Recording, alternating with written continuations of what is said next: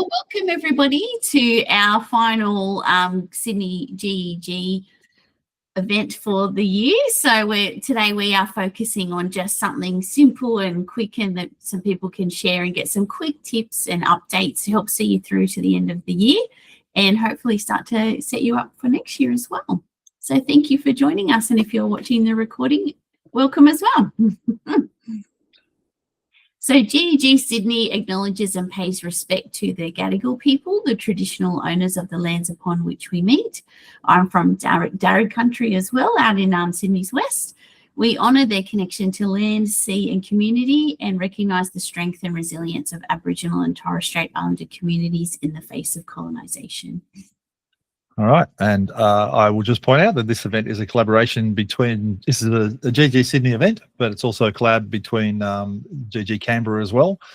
So, you know, we try and make events available to different GEGs so everyone can join in through what we are starting to call the Australian GEG Network. Very cool. So, yeah, Kelly had some fun putting some images together for us today. So here is us, here we are. So we have our GEG Sydney leaders, Kelly Hollis and Chris Betcher, and myself, Claire Willemsy. So, yes, it's an interesting. This was the PG rated one, yeah, right? There was an interesting one we won't show that turned up with Kelly and I not having any pants on. I thought it was a dress, and then upon closer inspection, apparently that wasn't it. Yeah. Thanks for sharing my secrets, Claire. All right. So a big part of GEG Sydney is that our main aim is for everyone to come together, educators, to collaborate and learn all about Google for Education tools sharing, which is a big part of today's session. Connecting, which has been so great. Each time we have one of these online sessions, different people are joining us and we're connecting and hopefully inspiring each other for things that we're sharing and learning, which is awesome. And please feel free to share this with colleagues or with anybody else that you come across to come and join us. And learn. We are recording this today and it will end up on the website at gegsydney.com. So if you want to go back and revisit stuff or tell a friend and they can see what they missed out on, that's where you'll find it. All right, let's go. Who wants to go first? And look, can I just jump in and say, this is very loose. We haven't really planned a structure for this at all. We've got a list of ideas. But really, we're just going to throw a bunch of tips at you. If you've got questions, please ask. If there's things you want to know, please ask, and I'm sure someone will know the answer. And if you've got a tip of your own, please let us know. You can happy to share the screen. You can throw it in. All right. I might start seeing. I'm sharing the screen at the moment, if that's okay with you guys. Yeah. I was just going to show you a little tip that I learned the other day with Google Vids that I didn't know. So I've done a few Vids trainings for people. And when you have something like this, so on this little Vids thing here, if I just go back and play it, you'll see it's just like it's a couple of video clips playing and there's a piece of text on the screen. And it plays for 13 seconds, right? And a couple of people said to me, I don't want all these things on the screen all at the same time. Like, what if I want the text to appear like halfway through, like wait to the 4-second mark and then the text appears, that kind of thing.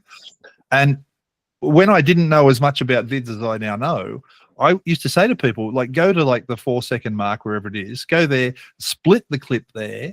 So then you have part of the clip with nothing on it and part of the clip, then you put the text on it. That's what I was telling people. That's really bad advice. Don't ever listen to me, right? That's probably what I would have done too. Because apparently, see this little button here that says show timing. So just on this screen, there is 1, 2, 3, 4 objects on this screen. Right? So if I click on this show timing button, you actually see the 4 objects. So the 3 yellow ones are the video clips, and the black one there, which is made up of 3 objects, is this 1, 2, 3 text boxes here, right? Which is really just one object made of 3 things, right? And so what you end up with is these 3 things here show the length of these objects on the screen. So if I didn't want the heading to appear until, say, 4 seconds in, I could find that layer here, go to the front of it and drag it along to put it like wherever I want it to start. So now when I scroll back to the beginning of this thing and hit the play button, there's no text on the screen until it gets to this point and then it appears. right? So if you want to start controlling what's happening on your slide, I had no idea this was there, this little hide timing button. Now, I'll show you another thing too. If I wanted to do something like, let's move one of the clips back here and one of the clips back, say a little bit there, move the text forward a little bit and maybe move this clip back to there. So now what'll happen, you'll get things like, if I play this, you'll just get the plain background, the text will appear, and then the video clips will come up, all right, just like that. So you can get that effect. But then you can actually go to any of these video clips. So if I click on one of them and go to this little animation button, and so you can attach animations to any of these clips. So in this case, I want the clip to slide in from one side, let's say. So I'm just going to turn this on down the bottom here because you can separate the entrance and the exit. So they enter and exit different ways. So enter, let's do like slide in from the right. And let's just leave the exit the way it is. And then I'm going to take this clip and say, let's slide that one in. I'll separate that. Slide that one in from that way. And then let's take this clip and separate it. And we'll slide that one in. Let's Right. make use rise and we'll come up from the bottom. Right. So now what will happen when I play that, it'll give me the text. And then those clips will just sort of slide in from the different directions. And you can have much more sophisticated animations on your slides. So there you go. I didn't know that until I started. I actually did a whole video training thing for Google the other week. And so it's not until you have to teach it to someone else that you learn it for yourself. How often do we find that? Tim, you have your hand up. Well, on the sentence you just finished breathing was just a while ago. I was in a meeting with Chris and I learned something new about Gmail I didn't know. So that was cool. Hopefully he learned something off me as well, but who knows? What did you learn about email that you didn't know? That weird label, sub-label thingy that you showed. Yeah. Like, and I use the equivalent in chat all the time, but I didn't know it in labels, so that was awesome. I love your demonstration. I love the point, but of course, I just want to stress as a former design teacher that we would never do this and we wouldn't encourage kids to do it because we use a consistent methodology because in the first few slides, we learn style and then we can ignore style and focus on content. If you have it changing every time, the distraction is they will never pick up the content. They will only ever be relearning the layout and rules. I strongly agree, but okay. Yeah. As a former media teacher, I love it when my kids do all this stuff. But yeah, whatever. Like it's you do you. That's what I have no problem with you saying that as them learning and experimenting. I'm talking about us getting our message across. We want to engage them as much as possible, not distract them with the variety of where's this coming from next. Well, I think the bigger point though for me is like when you, especially when even in slides, when you're designing slides and you're figuring out like rather than all the information coming up on the slide at once, that like if you're telling a story, if you're trying to unfold the information to students in a logical way that makes sense, you want to actually pace when things appear. And it's the same sort of thing, yeah. Animations in slides. It's like I want you to see this bit, but I don't want you to see that until I'm ready for it. Yeah. No, don't disagree with that at all. So, yeah. All right. So that's one of my tips. Who wants to jump in with the next one? Thanks, Beck. If you don't say something, I'm going to do another one. Well, while you're there in vids, like, because just a tip that I've made a lot of videos lately when I've been supporting teachers and doing class lessons with like STEM in their classes with them. And I've made a little video I've taken videos and photos while I've been in the classroom and it is so quick and easy. I just make a folder on my drive. I take all the photos on my phone and then I quickly transfer from my phone to the folder straight into Drive from my phone. And then I can literally just drag it, pick a template and drag it in, and it saves me so much time. And I've been able to make some really nice videos that, my boss has been like, oh, let's share that on social media. That looks awesome. And everyone's like, you made that in vids? I'm like, yep. So it's been a real easy win for me because when I used to do it before in like iMovie and things, it would just take so much longer. So, and I think that the pre-made templates are just so very user friendly, and they're very modern, and yeah, and the stock images and audio is awesome as well. Well, for anyone's interested, there's a whole series of vids stuff here that I made for Google. I'm like a beginning to end on how to do stuff in vids.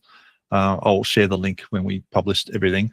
But one of the interesting things about that, when I started to make this, I thought, oh yeah, I'll record all the stuff on the screen that's happening in vids, and then I'll edit it in, you know, Final Cut or something. Like I'll use a proper video editor to actually edit the stuff. But I actually made everything and recorded everything and did everything end to end in vids. The workflow was way, I mean, I do a lot of video editing, and the workflow in vids is actually way easier than using a so-called professional tool like, I don't know.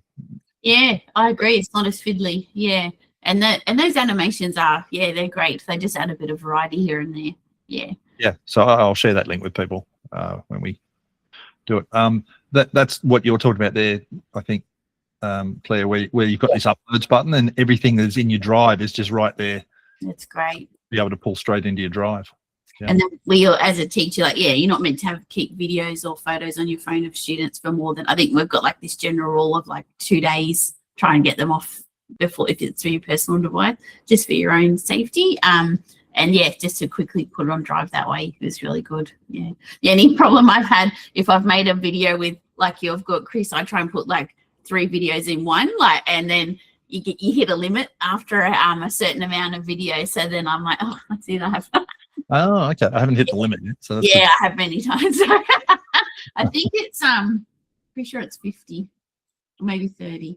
Oh, okay. Yeah. On one scene. No, like in one whole video. Yeah. Oh, yeah. okay. The amount of videos you can add into it. Yeah. Did not know that. All right. Seeing what I'm sharing the screen, I'm just going to show you one other quick one here, and then I'll hand over to someone else. So we're not changing screens all the time. Some of you know you can put a rubric inside Google Classroom. And if I go into where am I? This Google Classroom. There it is. There. If you go to go back up the top, create assignment, and down here where you've got the rubric button, I'll just give this a title, task, right? Because sometimes you need a title before it'll let you do anything. So if you go to this rubric button, you've always been able to create a rubric from scratch, right? Which brings up that nice rubric editor where you can sort of put your number of tasks in a number of levels and everything, and that's fine, but it's a bit time consuming to make. So one of the nice things is once you've made a rubric, you can actually export it out as a spreadsheet and then use that spreadsheet to re-import back in when you want to use the same rubric later. And that's just here under this rubric button where you can go import from sheets, right? But the import from sheets thing, the export and import from sheets is in a very specific format. So it looks like that. And that's the format that Classroom has needed in order to import a rubric. And while you can look at it and go, I get what it's trying to say, it's not generally the format that most teachers think about when they come up with a rubric. For most teachers, you'd be more thinking about something like this, right? And lots of us have these sorts of rubrics lying around, and they've never imported into Classroom. So a couple of weeks ago, Classroom got this new feature where you can go rubric and you can convert from a file now, and Gemini will actually do the work for you. Now, there's probably Gemini features, so you might need Gemini enabled. I'm not sure. I haven't seen a non-Gemini version of this. But if you go convert from file, and then just it'll look through your Google Drive, and I'm going to find this one here. So that's the one I showed you, the sort of the regular one that most teachers would think about. So if I pick that and do that, and that then is going to use some little AI magic to think through what that might look like, and it just turns that into the rubric for you. So it's figured out from the actual, like like the one that does normally deal with, and now it's dealt with it. So now if I say save, it's given me a nice little rubric based on the one that I had.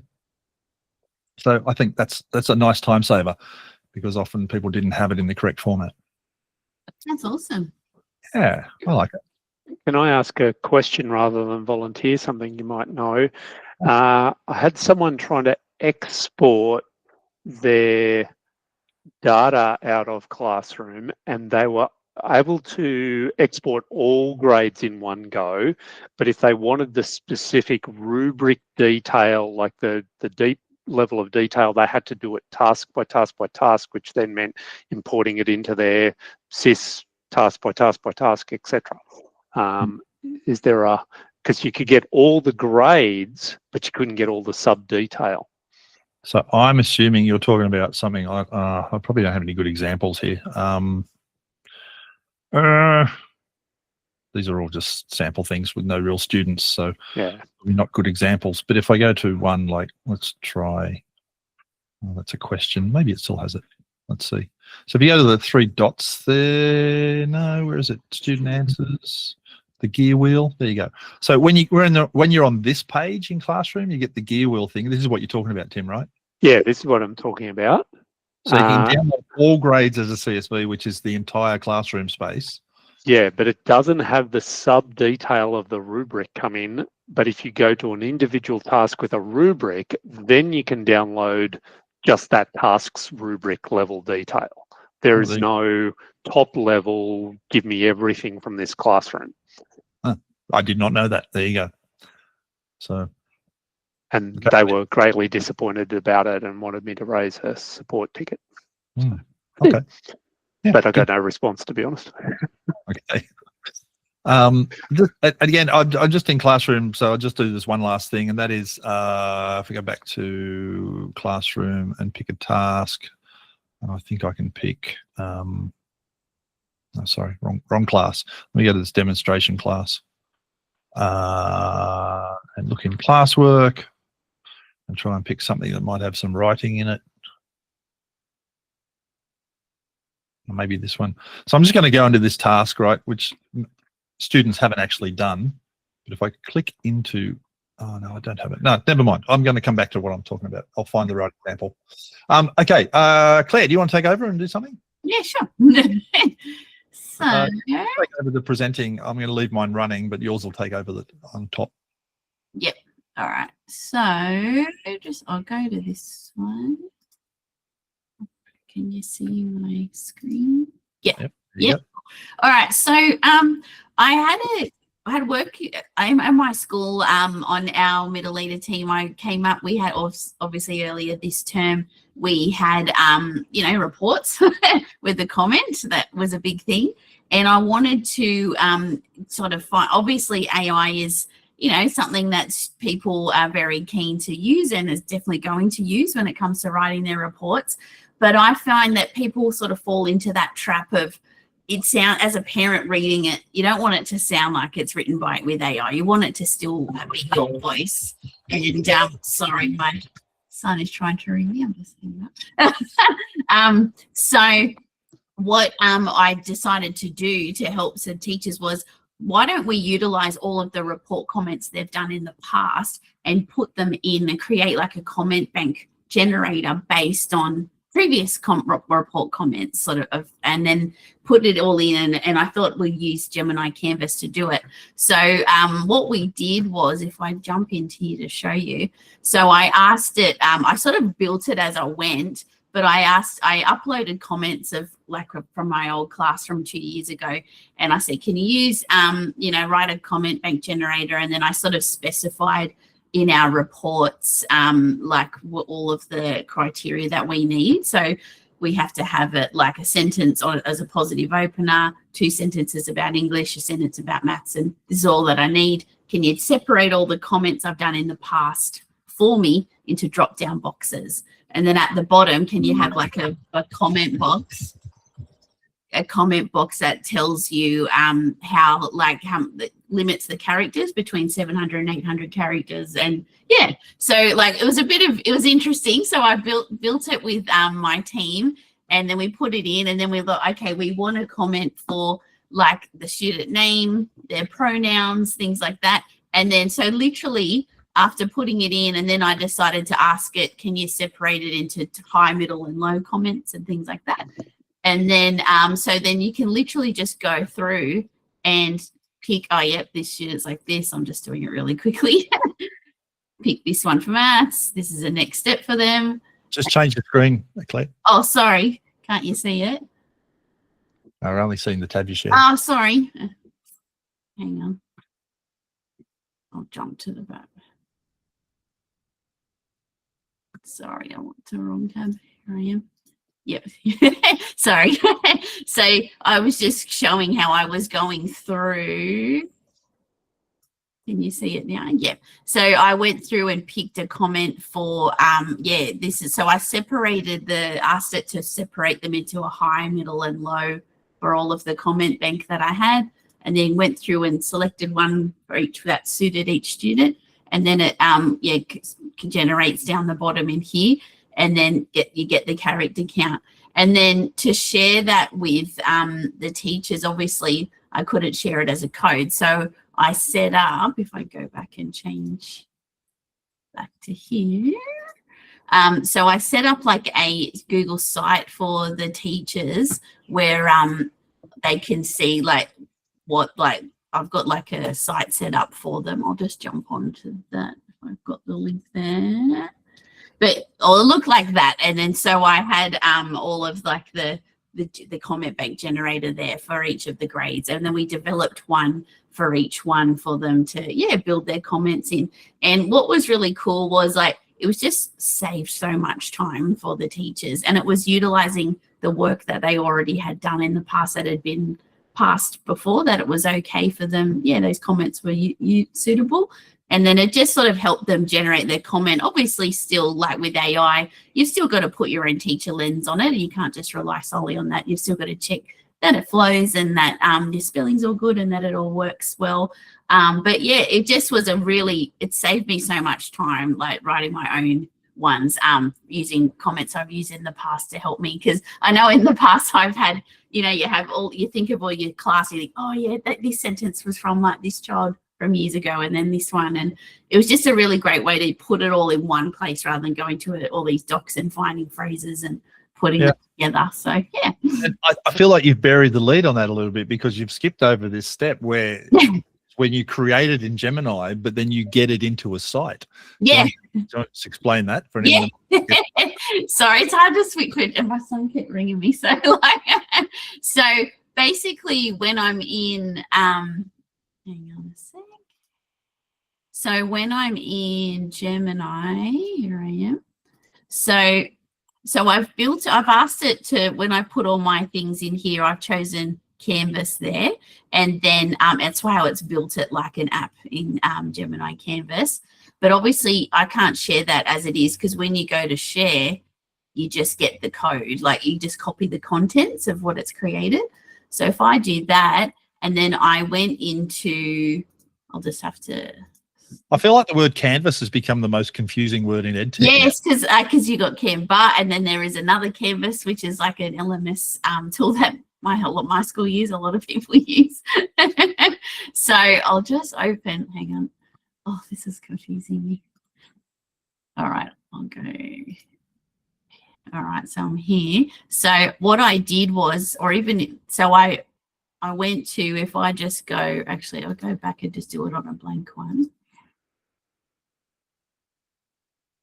So you've gone into, in Gemini, you've generated the thing in Canvas until you're happy with it, and then you've exported the code. Yep, copied that code. I'm going to share that content. So then I made a site for my teachers to be able to utilize this on. So then what you can do in Google Sites is you go to over here where it says embed code, and then you can click on this one, embed code, and then I'll paste it there. And then it will, there you go, there's my comment builder, and I insert it there. And then that way I could easily share what I had created with the teachers for them to use for their reports. So it was like when I showed everybody in a meeting, it was just like, it was met with all this quiet. I'm like, oh, is this all right? And everyone goes, we're just in shock and awe. So it was pretty cool. And it just sort of saved like a valuable time for a lot of people, which is what I wanted them to do. It wasn't reliant on sounding like AI because it was their words, but it was just a faster way to put it all together. So so that, and then they would copy that, and then we had a generic sort of like spreadsheet or like a doc where you submitted your comments first to get approved, put them in that, and so it was a bit of a game changer. But We made one I sat with each grade leader. We made one for each that suited each stage. Some people wanted some outcomes and things like linked in with that are more specific to their grade than the other ones. And then going forward next year, I think we definitely will do it again, but we just want to refine it a bit because we found the people marking them found, some people didn't really check the ones they picked didn't repeat themselves. You know what I mean? Like that, yeah. So because there's such a big list, just sort of refining it as time goes on, but that's what you do with everything really. So yeah, so that was a pretty cool project I worked on this term with my teachers. So yeah. Nice. I feel like I have something I want to piggyback on the back of your AI stuff. Nice. My turn. So Kelly, it's your turn if you want to go. I'm getting a thumbs up. I think, no, that was my thumbs up for you. I think my internet is having issues. So if you want to, all right, well, fine, no worries. I'll jump in. I'll jump in. So Claire was after. showing you how you can generate stuff. You can make apps in Gemini. Just put it into Canvas or build mode, and then put your make an app that does, and then put your prompt in, and it'll generate something for you. It's pretty cool at doing that. This is the next stage up from that. If you want to play around with making apps, this is Google AI Studio. This is aistudio.google.com. And so you can come in here, and there's a builder thing on I'll just go back to the homepage. Sorry, this is the homepage, and there's a category here called build. So when you click on build, you basically describe your idea. You tell it what you want it to do, and it will make something for you based on your description. Then you go back and forward and you say, make it do this and add this button and change the way it does this. And you enter a conversation with it. I just want to show you a couple of examples. So I've been doing some work with a little school down here in Queanbeyan. It's a special needs school, and they wanted to do like a goal tracker for tracking student progress. It's a very special needs school. And so, a lot of the typical assessment goals are not appropriate for these particular kids. So I'm just going to go in. I'll put a protection on it so not everyone can use it. And these are just sample student names. These are not real. But we're tracking literacy and numeracy. And you can see this has been part of a whole long conversation here on the left, where I've been asking Gemini to sort of keep changing the way it does things. And I'll show you that it does there's some neat ideas in here. It's not quite all working just yet, but I think there's some interesting ideas. So one of them is like for these students, they have a particular goal, and then we're measuring the progress of that student to see if they're demonstrating those behaviors over a 10-week period, right? So you set a goal for a student. So you do that by going over to this admin button and picking the student you want and editing the goals. Now, the goals that for these particular kids come from a Department of Education document where they talk about, what's the word? I forget the word, indicators, I think they're called. So you click on this, and you choose the literacy indicator you're interested in. So I want my kid to work on speaking, and I want them to use varying pitch and volume in animated movements, and I also want them to use yes and no using verbal and non-verbal responses, right? So they're two things I want my kid to work on. So I can select those. And remember, I made all of this I uploaded the document from the DET with all this stuff in it, and I said, use these indicators to put into this list, and it's just created it for me. I can do the same thing with literacy. If I click on the literacy button down here, it's going to give me all the literacy goals. So I can go, I want them to react to differences in weight and compare objects versus long versus short. So I can put those in. So I put them in as goals, but then the teacher said to me, we want to actually express these goals as like a SMART goal, specific, measurable, achievable, tangible, etc. Right? So the second button down the bottom here, if I click that, that will then use Gemini to step in and take the two literacy indicators and express it as a SMART goal.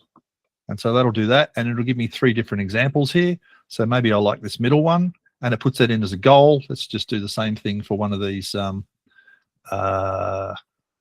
down here. So it's going to take the 2 numeracy indicators that I've chosen, and it's going to express that as a SMART goal.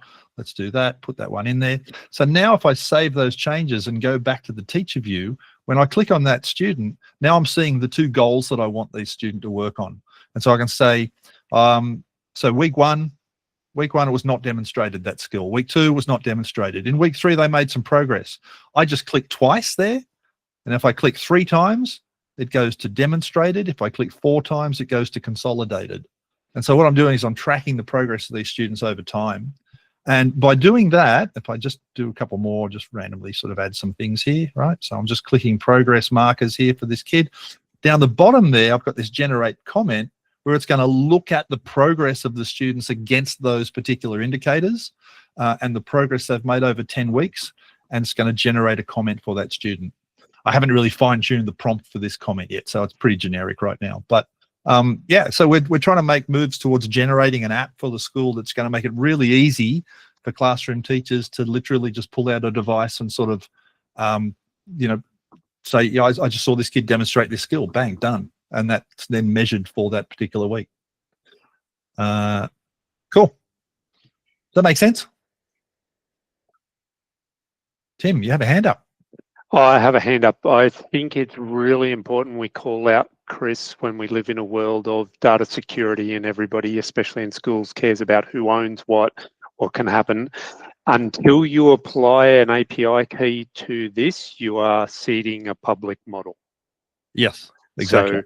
So, which for playing, experimenting, no big deal. But if you were then going to do what you would do and we'd train people to do out in Gemini of attach school documents and do that and inform the model, then we're exporting them. And so I just want to really call out, you've got 100%. To apply the API key to make it private to your institution. And I have actually done that in this case too. Yeah. Yeah. Just another simple example. One of the things we're always wanting to do in class sometimes is like, you know, random name picker. So just made a random name picker. Again, just sort of went to the instructions and said, you can see, build an app that can function as a random name picker. When it lands on a name, provide an option to remove the name so it won't get picked again. Like, just describe what you want, okay? And so when I do that, it does my little random name picker and pulls out a name. And then I can click the remove button to take that name out. So the next time I spin, that name's not going to be in the list. So that's that. But then, of course, you need some way of putting the names in. So if you come over here, this is where you can like reset the names, or you can edit the name list. And you can sort of change whose names are in here. Clear all those. Come in here. You can, like light mode and dark mode. Like, it's just so easy to build exactly what you want now, instead of having to go and search the internet for some app that's going to, you know, steal your data or charge you, you know, $10 a month. Just build your own. Yeah, so good. Right. Over to who? Thanks, Beck.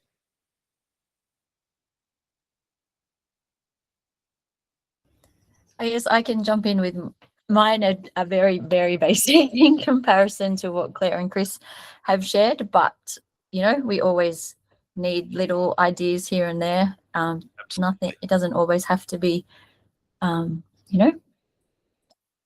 So I, the other day, was playing around with Gemini and Canvas again, looking at creating a slide deck using Canvas. So this was something that wasn't available recently. So if I just pop in a prompt that I prepared earlier. So I thought this tool, if I change it to Canvas as well, great for teachers that realize the morning of that they haven't got something to use in their classroom that day, thinking of this time of the year, you want to create something fun that's still engaging, still educational for the kids. You don't necessarily have the the bandwidth in your brain to be able to create something. You can pop a prompt into Gemini Canvas, and it will now export a slide deck that you can actually use and edit in Google Slides. So all I've popped in here is just create a slide deck that explains the history of the 12 days of Christmas and why each of the items are chosen, include 5 multiple choice questions and 2 extended response questions, provide answers, and use language and images that are relevant to Year 5 students in Australia. I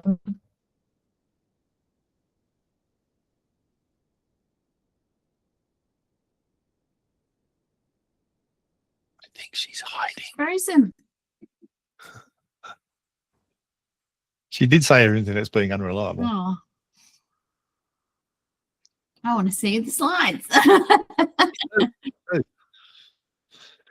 I'll just say hello to Sangeeta. I see her in the chat there. Hi, Sangeeta. Thanks for joining us.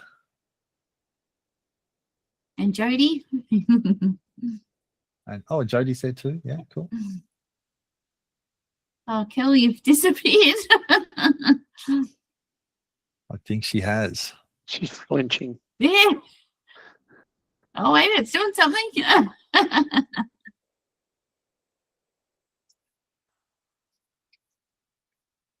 So this slide generation ability now inside Gemini is pretty awesome. And you can also generate slides now inside Notebook LM. Although I have to point out that the ones in Notebook LM will give it to you as PDF, like a PDF slideshow, not a Google slideshow, which is kind of annoying, but I'm pretty sure they'll fix that in time. But I'm told that the ones they do here in, oh yeah, because there's an export to slides button up the top there, so you can export this straight out to slides. Oh, that's exciting. Yeah. But you can generate inside slides now too. The sidebar experience is built way out too. Oh.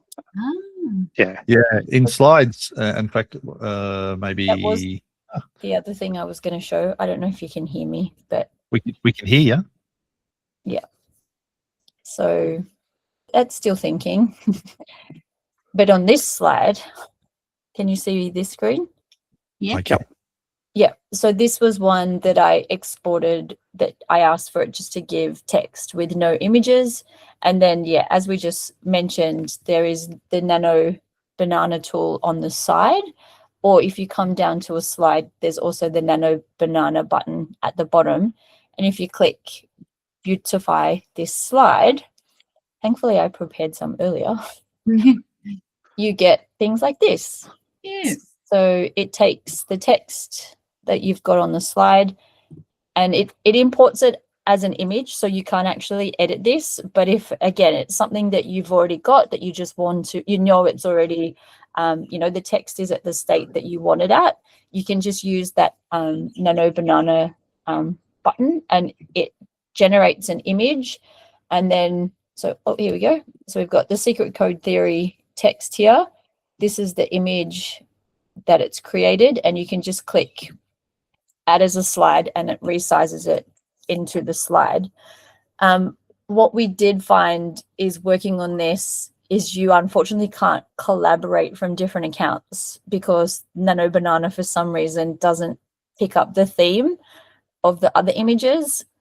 So a colleague and I were trying to create a presentation for work the other day, and we'd put the text in and she was trying to beautify her slides while I was trying to do mine, but we were getting completely different images created. So that is one little bit of a bummer to it. I'm trying to see if I can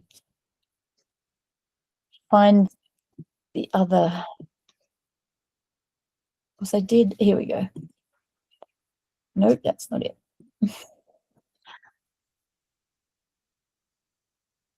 Because I did run Gemini before, but it's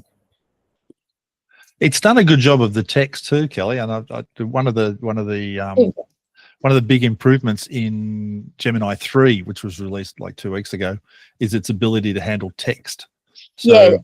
The only thing we've found is sometimes it'll still put the rogue Z in instead of an S. But apart from that, most of it's pretty solid. So this is my Gemini created 12 Days of Christmas. It's got the Australian theme aimed at Year 5 students. And so this is done, it's added images, it's added the text. It's quite cute, I think. It does, the images sometimes also do have the Shutterstock watermarks, which is a bit weird, but it does that in Notebook LM as well.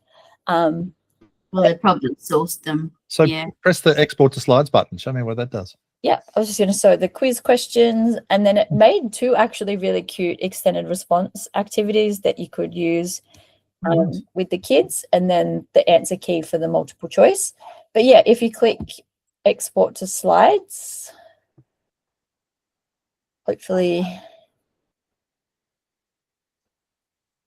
it works. Just while it's doing that, circling back to the language thing, the fact that it can now do the text, I find it does it about 98% of the time. but the other 2% of the time it just spits out gibberish sometimes. Mostly it's pretty good, but occasionally it's like, what word is that language written in? Yeah, so there you go. So it's now created new slides. So open slides, and you've now got that in a slide deck that you can make Wow, edits that's to. pretty cool. So yeah, just a really like time saver for those last minute activities that you want to do, or those slide decks that you have, as I said, that you want to maybe give a new life to. Yeah, that's for me. I love it. Oh, Tim's got his hand up.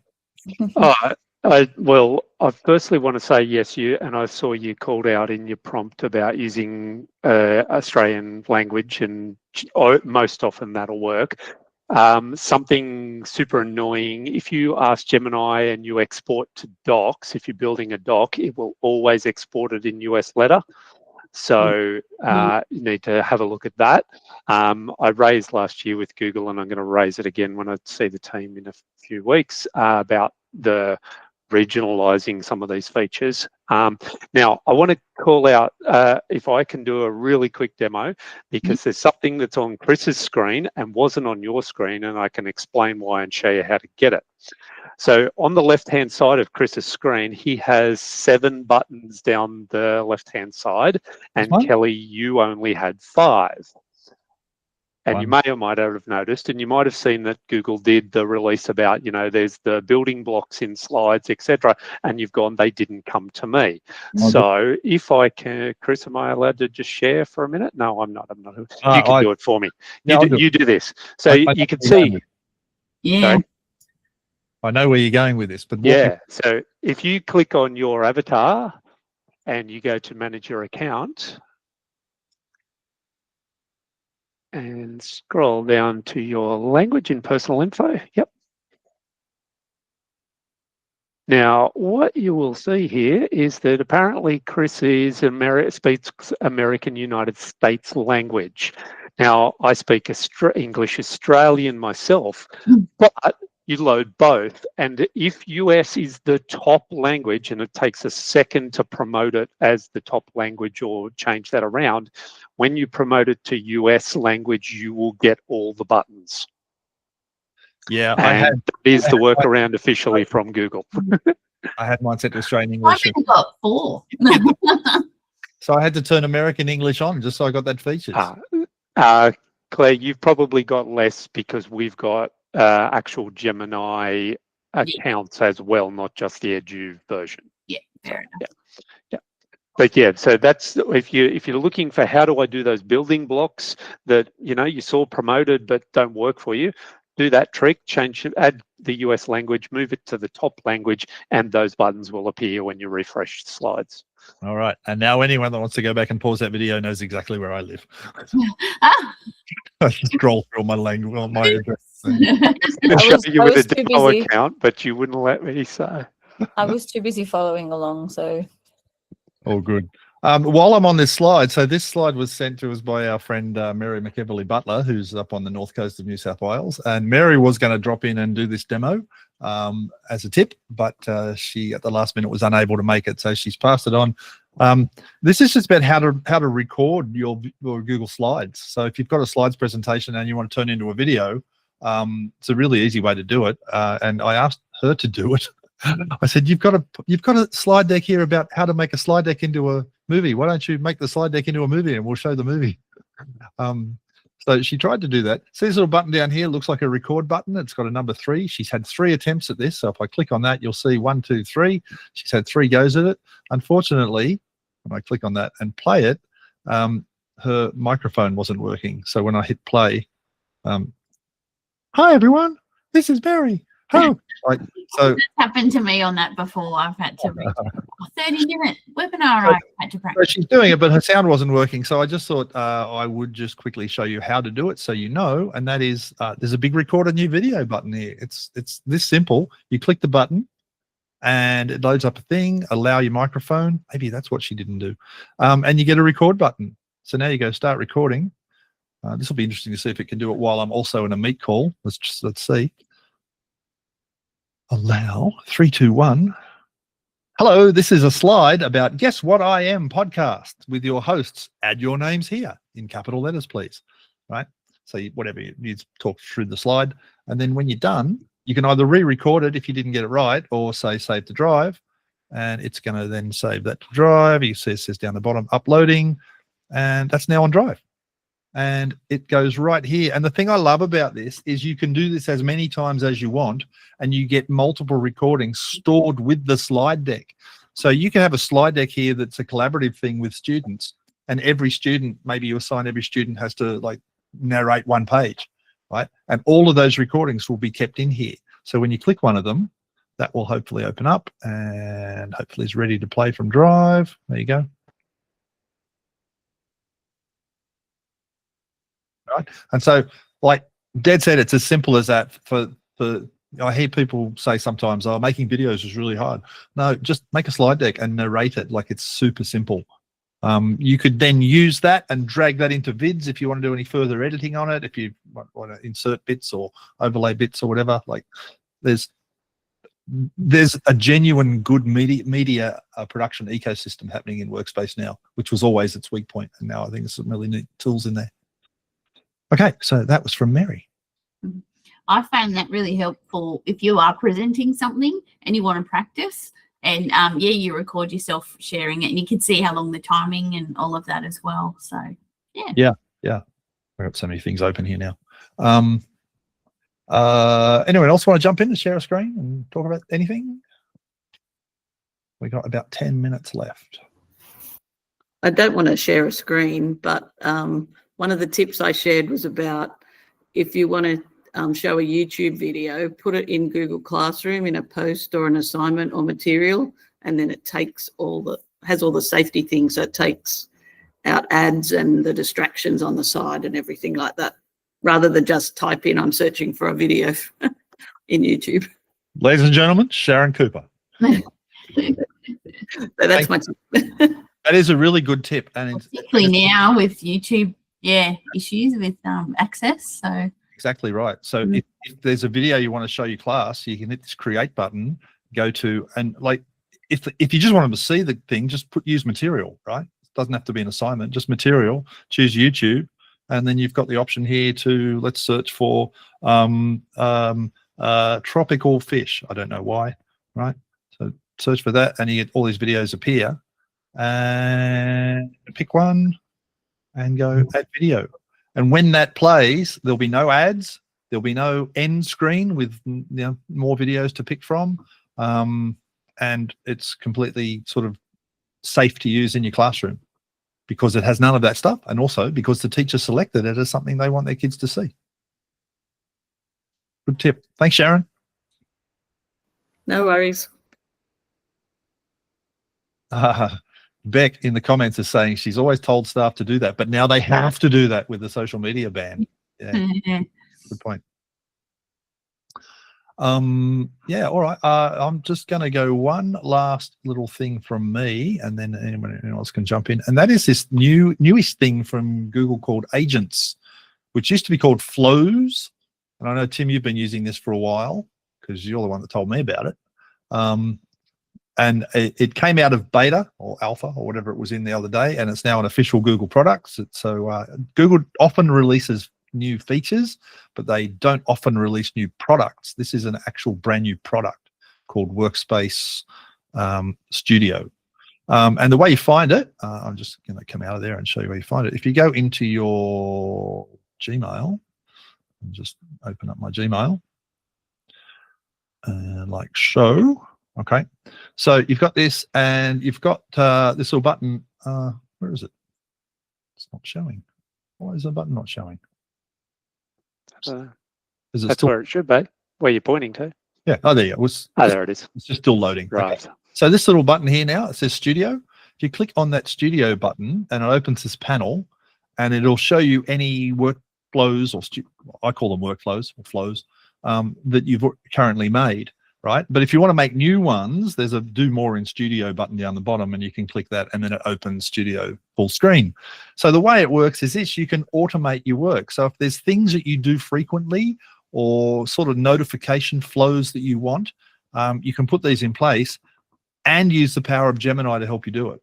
So, for example, if I just go to my agents, so some of the ones I've made, so things like I've got this one here is connected to a spreadsheet, and the spreadsheet is the one where we keep the list of members for GEG Sydney. So whenever there's a change in the GEG Sydney responses, what it will do is it will what will it do? It will create a task, and it will add this person to the Sydney GEG group, right? So it's just automating some of those processes. It can be like if you receive an email from a certain person, that it can flag that email and automatically draft a response using Gemini. What's some of the other ones? I've only just started playing with this, so I'm not an expert at all. If someone sends you a particular email and it's got a message attached to it, you can get it to remove that message and save it in a folder in Drive. So automating a whole bunch of things that would normally take you multiple steps to do, you just set up the workflow yourself by clicking on this plus button here, and you choose what's the starter. And if some of you have used if this then that in the past, this is very much like if this then that. So you can do like on a schedule, when an email arrives, when someone joins a space, if a file is edited, so like, you know, when a sheet changes. So you choose what it is you want to be the trigger, and then you choose your steps. So if I get an email, maybe I can ask Gemini to summarize the email for me, or draft a reply to the email, or there you go, draft an email. There's a whole bunch of things that you can do there. Tim, have you got any good examples? Because I know you use this a fair bit. I've got some great examples. I've got lots of them turned off at the moment, to be honest. It has a real problem talking to calendar. They haven't yet resolved it. We were in alpha team, and we've been working with Google, and they know it's a problem. I can do exactly the same thing out in real Gemini, tell it to use calendar, and it does it, and in here it fails on me. And we're trying to talk about the things it does right, not all the things it does wrong. No, look, the pick things up from notifications is really fabulous. There was one of the things you had there was check if. So there's a decision-making process in it, and you can even use Gemini or a gem to make that decision for you. And if it's true, then it flows an action, or it doesn't. That's really cool. Makes it just that level smarter than simply the old if this then that kind of scenario of you had to regimentally build out your case. Here you're using AI to do the decision, and then if the decision comes back positively, you move on.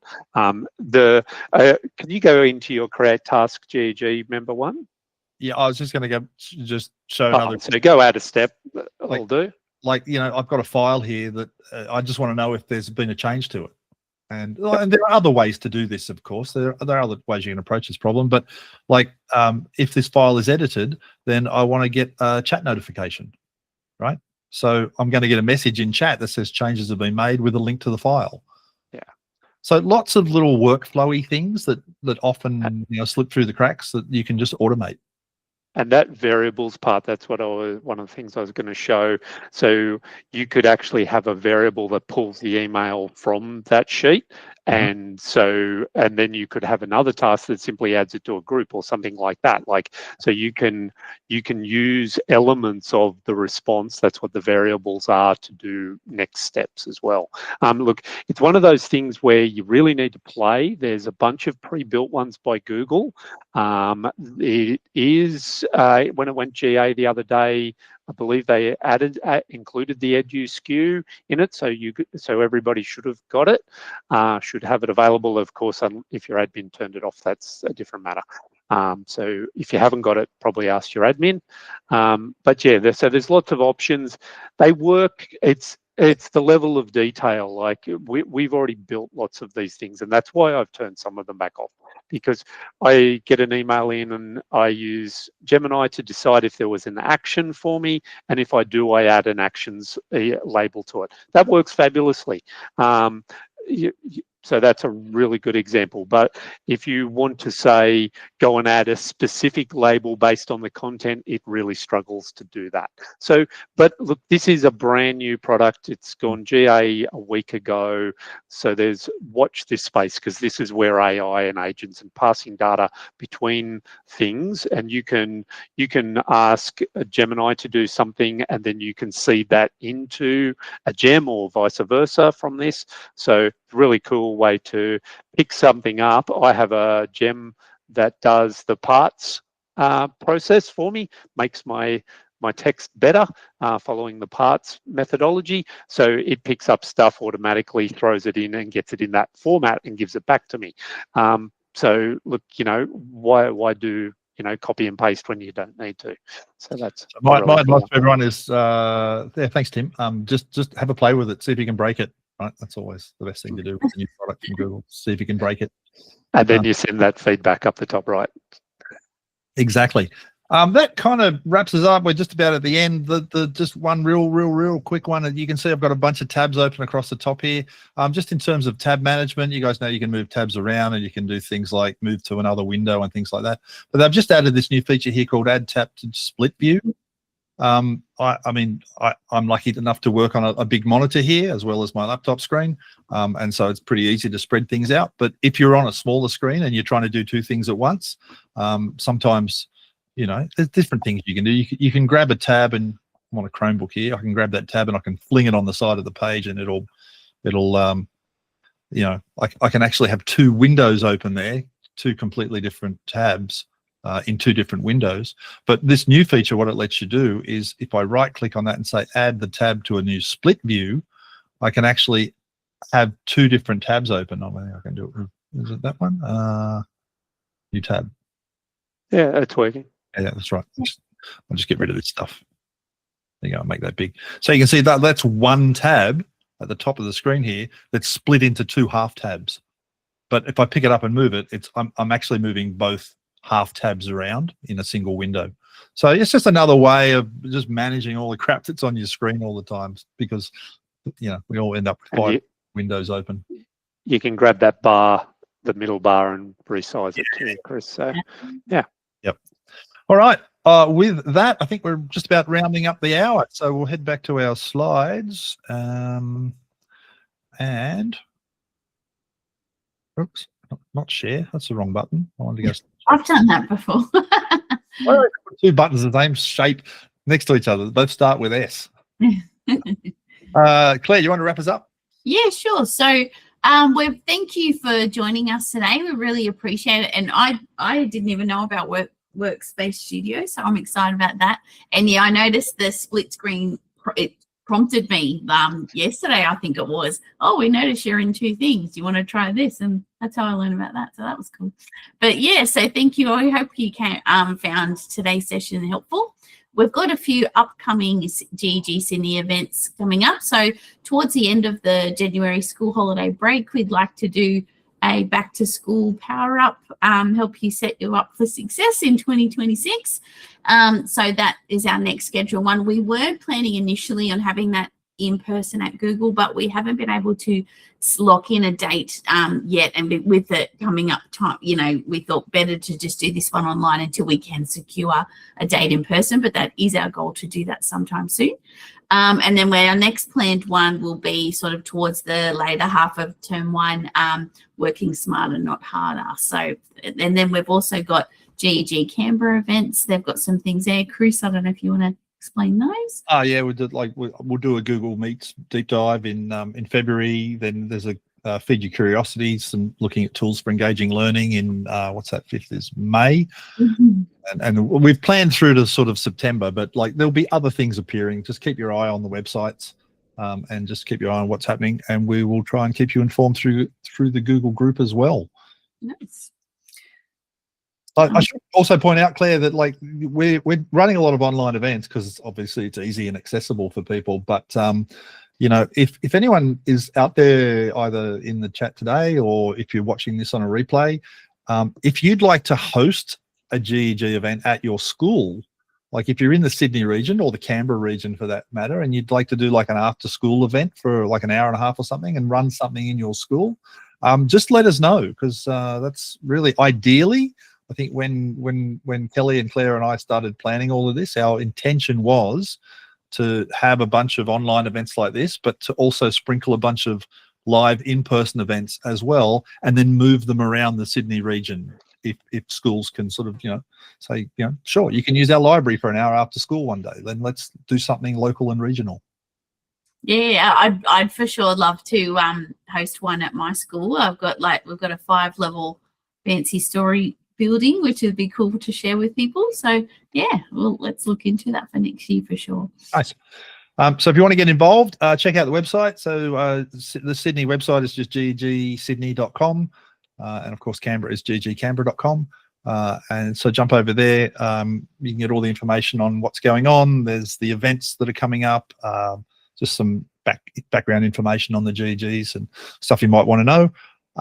And when there's a form on those websites you can fill out to be a GEG member. There's no cost or anything really involved in that. Just that if you're interested to be kept informed, let us know, and we'll put you on the Google group so that you get the notifications about what's coming up. If you get emails from us, it's a really good idea if you can just add it to add us as a contact so that it doesn't go to spam, because groups messages too tend to go to spam a little bit. Claire is our social media guru here, so everything's basically tagged with hashtag GEG Sydney on all the major platforms, which I think is the next slide. Yeah. So yeah, we're kind of everywhere: Blue Sky, YouTube, Facebook, Insta, LinkedIn, and TikTok. As long as you're over 16. Yeah. That's right. Yeah. So please follow, share the love, and yeah, look forward to seeing you at our next one. Thank you, and thanks for supporting us this year as we've just launched again after EduTech. Like that was in June. So yeah, we've had a few events now, so this has been awesome, and thanks for your support. Most active GEG in Australia, I'd say. Woo! All right, I'm stopping the recording, but thanks, guys. Thanks for being here. Thank you. Thank you.